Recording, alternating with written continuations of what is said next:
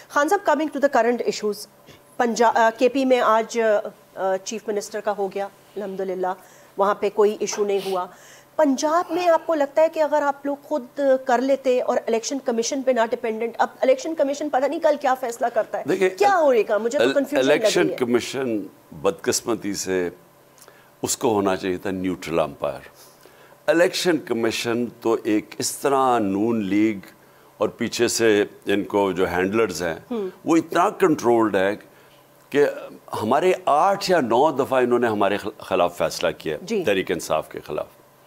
ہم گئے ہیں عدالت میں اور 8 سے 9 دفعہ عدالت نے اوور ٹرن کیا ان کو فیصلے. بالکل, مطلب یہ انہوں نے غلط فیصلے کیے.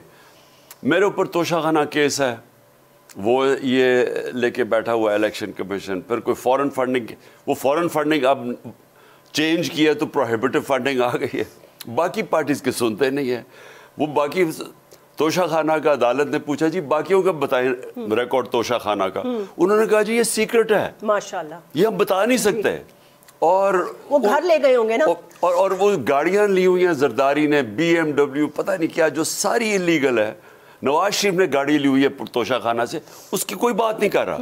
وہ عمران خان کی گھڑی جو میری اپنی گھڑی میں نے بیچی ہے, اس کے اوپر انہوں نے سارا توشہ خانہ, یہ گورنمنٹ نے مل کے, ہینڈلرز نے مل کے, یعنی ایک اتنا بڑی چیز بنائی. اور اب وہ پھٹا پہاڑا نکلا چوہا ہے, یعنی اس میں سے ہے ہی کچھ نہیں. لیکن جدھر ہے, جدھر انہوں نے انلیگلی گاڑیاں نکالی ہیں, اور توشہ خانہ کا ریکارڈ جب مانگا عدالت نے, انہوں نے کہا جی یہ سیکرٹ ہے. اور وہی پھر ہماری جو فنڈنگ کیس ہے, ہم کہتے ہیں کہ ان باقی پارٹیز کا بھی ساتھ سنیں. بتا, ہم تو سارے دیتے جا رہے ہیں کہ ہماری فنڈنگ ہے, 40,000 کا ڈونر بیس دکھا دیا ہے, لیکن جنہوں نے بتا ہی نہیں سکتے کہ پیسے کدھر سے کٹے ہوئے ہیں, پیپلز پارٹی ان کے کیس ہی نہیں سن رہے. ان کے کیوں سنیں خان صاحب؟ اس لیے کیونکہ آپ کو پتا ہوگا کہ آج 12 ارب کی منی لانڈرنگ بھی معاف ہو گئی ہے سلمان شہباز کی, شہباز شریف صاحب کے بیٹے کی, سلیمان کی. تو وہ دیکھیں جاسمین, جو ہو رہا ہے نا پاکستان سے, میں آپ کو یقین دلاتا ہوں کہ اس ملک کی تاریخ میں کبھی ہم ادھر اتنے گرے نہیں ہیں جتنے آج گر چکے ہیں. ایگریڈ. کبھی ہماری معیشت اس کرائسس میں نہیں ہے جو آج گری ہے. کبھی لوگوں کو اس ملک سے مایوسی اتنی نہیں جتنی آج ہے. 8 لاکھ ہمارے نوجوان پڑھے لکھے پروفیشنل چھوڑ کے چلے گئے ملک 7 مہینے میں. کبھی قانون کی بالادستی کی دھجیاں نہیں اڑائی گئی جو آج گئی. یعنی کسی مہذب معاشرے میں یہ ہوتا ہی نہیں ہے کہ آپ کے صاحب اقتدار جن کے اوپر اربوں روپے کے کرپشن کے کیسز ہیں, اور وہ ہمارے دور کے نہیں پہلے کے کیسز ہیں, وہ آج اسمبلی میں پہلے تو ایک آکشن کے ذریعے آتے ہیں, الیکشن کے ذریعے نہیں آتے. ہارس ٹریڈنگ, پیسہ خرچ کر کے, بیرونی سازش جس میں آرمی چیف پورا ملا ہوا تھا, بلکہ تھا ہی آرمی چیف, ساتھ اس نے سب کو ملایا. انہوں نے مل کے ساتھ چوروں کو اوپر بٹھایا.